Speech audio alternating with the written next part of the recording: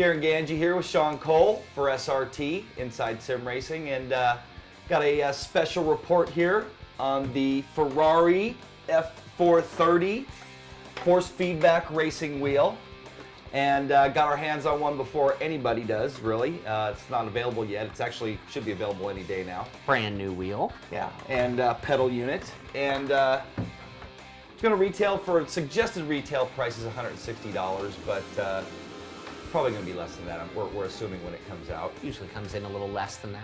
Yeah, but we also have the RGT sitting here, which we reviewed a little while ago. Going to do a little bit of not total comparison, but just show you guys the differences. Sean, what was your first wheel, man? It was a Thrustmaster T2. I think we called it the bungee wheel. Yep, we talked about this a while back if you're an old-time SRT viewer. My first wheel was a Thrustmaster T1, so Thrustmaster's been in the industry for a long time. Actually, if Thrustmaster didn't make a wheel, we wouldn't be here. We joked about the bungee wheel because actually it was kind of a piece of junk. Well, we might be here, but I probably wouldn't have got into it as soon as I did. No, I mean, that T1, I was waiting on that T1. There was a brochure for it in IndyCar 1, I think. I was driving with a flight stick prior to that, and I don't know if I would have been hooked driving with a flight stick. So yeah, so Thrustmaster's been around for a long time. They made a NASCAR wheel that a lot of people used for a long time. Yep. A lot of them were the bungee wheels, but you know what? Thrustmaster was always known for their support, even though they had some cheesy parts. Yeah, I broke the little springs in the pedals. They sent me new ones every time. Yeah, so they've always been good about support. Looks like they're now making a good try here. I mean, that was a decent wheel. We rated an 86.5 first time around. One of our complaints was the size of the wheel. We're going to show you up here real close, real quick. This is the new wheel with the metal paddles. Made them up. But look at the size there. Look at the size difference, if you guys can tell. You know, the 11-inch versus the 10. That 1-inch makes a huge difference. Yeah, this one kind of drives like a little toy. It's so small that you just kind of feel like your hands are too close. It's too quick to turn. Yeah, road course racing, and I said this in my review last time, road course racing, it's not too bad. Oval racing, forget it. You know, when you need a bigger wheel like that, it's not hanging. But now, man, this... And it's gorgeous. It's a great looking wheel. It is. Ferrari license. It's got this new, it's called Manatino switch. That's fun to say. Yeah, and it's really cool actually. It's got 5 settings, and you can push the button. We'll give you a close-up so you can see a little bit closer here. And it's got like that automatic and manual mode. Yeah, exactly. So if you flip the switch, that would be the button press, or you flip the switch and then press it. So yeah, it's got the engine start here. Another close-up here. Engine start, which is actually like a D-pad. There's that Manatino switch. Couple buttons that Sean and I just found on the back here. So it's got 10 total buttons, 2, 4, 6, 7, 8. There's another one here, 9, 10. There's that Manatino automatic and manual switch back here, and 2 more buttons on the base of the wheel. So 10 total buttons, plus the D-pad, plus the Manatino switch, so tons of buttons. Yeah, buttons galore, and they're really cool buttons. I mean, they have a good positive click, and the Manatino switch is totally new. Also, you know, I got the pedal set here, and we talked about the previous one, and it's very similar. So the spring tension is similar. It's got a bigger brake pedal, which both Darren and I liked a lot, but a lot of brake pressure, so you're going to be able to modulate that well. And the other thing is, for the gas pedal, it also has a lot of spring tension. So when you're trying to go mid-throttle in the middle of a corner, you're going to be able to feel that mid-throttle point, not just drop the hammer down too easy. Yeah, you don't want it too flimsy, and you don't want it too stiff, and it's got a nice balance there. You know, and really the only complaint is it doesn't have that clutch, but you know what, and Sean and I just talked about this before we rolled cameras here, is that the sim that's going to really suffer here is Live for Speed. Yeah. You'd have to map a button to it. There's no other paddle or anything you could map to it, so Live for Speed drivers out there, clutchless. Yeah. You know, but if you have a set of CSTs or something, this would be an awesome way Yeah, to go it's a with it. great feeling wheel. You know, another thing, you know, we mentioned in the previous version of the Thrustmaster wheel was the mount, or that was an area that proved over time to be a problem. They beefed this one up. You can see this is actually a metal little screw down mechanism, metal bolt through it. So their clamping mechanism has been improved as well. Yeah, no doubt. So, oh, one other thing, only 270 degrees of rotation. We had mentioned that. I mentioned that in my preview. So that's as far as it goes. That is really my only beef about this wheel. I mean, that being said, I mean, we can talk about our scores. First one, Yeah. being wheel. I rated it a 95, and so did Sean, as a matter of fact. Yeah, both of us. I mean, great looking wheel. The other thing we didn't mention, it's got an ergonomic feel, so it's a little flattened and wide right here, but it's got a, when I was driving and I found that I really liked keeping my hands in this position, the shifters were right there and it worked out well. Yep, so 95s for both of us there. We'd rated the other one an 82, so big jump in score there on... Yeah, and you can see the difference. I mean, it's right off the bat. Your friends are going to come over and be like, what is that, Yeah, you know? yeah, no doubt. Next up, pedals. 85 is what I rated the old ones. 85 still here for me. It didn't make a difference. I like these. I would like the clutch. Sean rated it an 80. So Yeah, and that was just the loss of the clutch there, so looking at it against its previous model. Next up, construction and durability.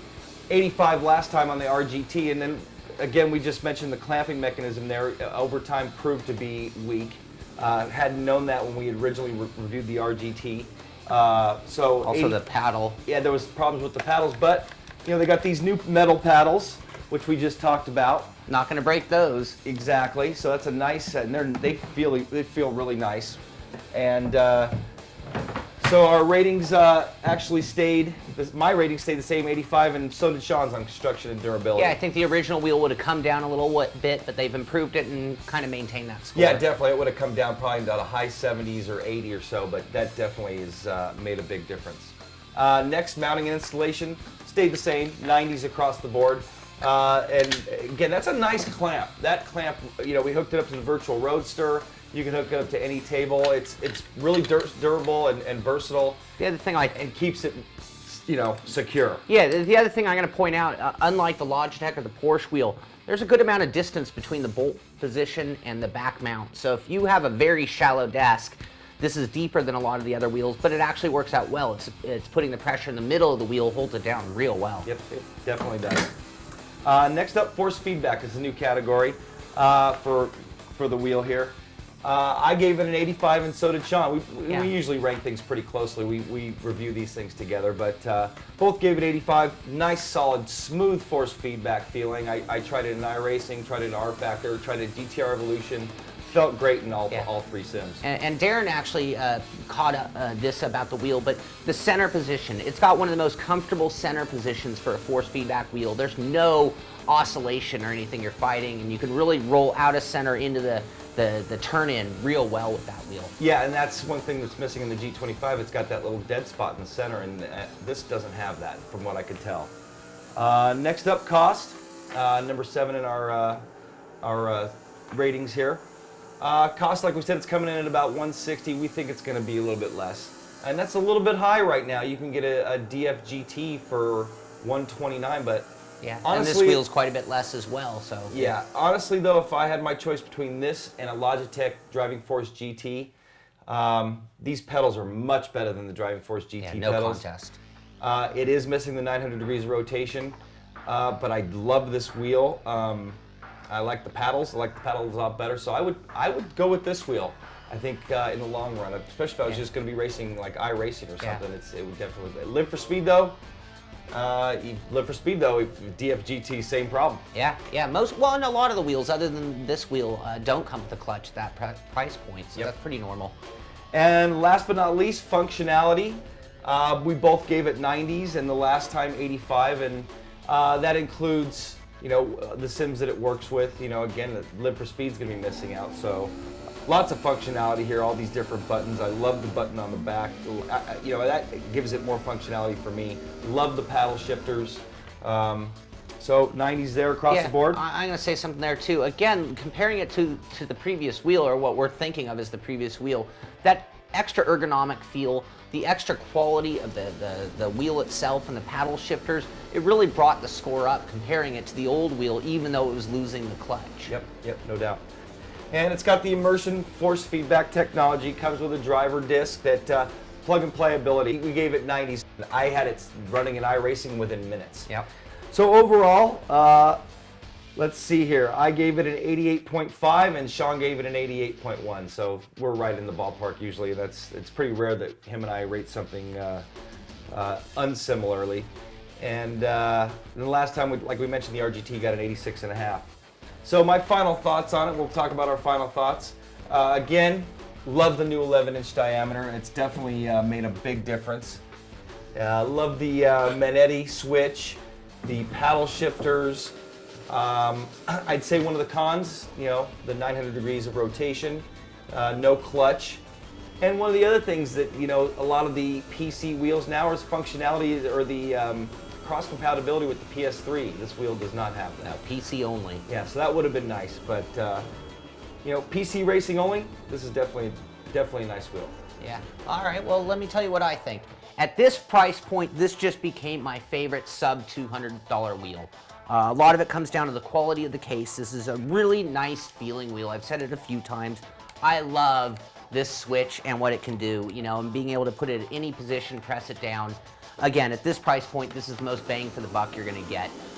In addition to that, like Darren said, the 900 degrees of rotation is about the only thing, even more so than the clutch. I would really like to see that. It doesn't have a sequential shifter, but at this point, with the paddle shifters, I'm not looking for a sequential anymore. I'm maybe looking for a 5-speed as my secondary. So, again, you just gotta love the amount of buttons. You gotta love the Ferrari branding. It's a fine wheel. Yep.